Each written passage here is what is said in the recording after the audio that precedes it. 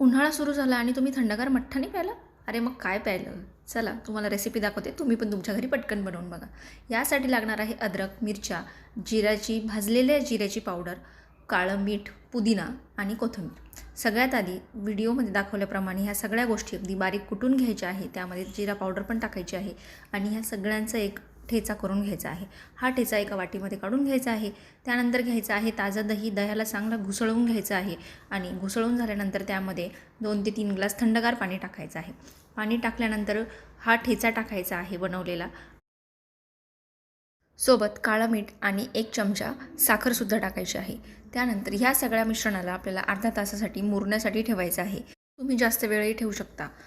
थंडगार झाल्यानंतर त्याला एका गाळणीने गाळून घ्यायचं आहे आणि ग्लासामध्ये कोथिंबीर आणि पुदिन्याची पानं टाकून सर्व्ह करायचं आहे.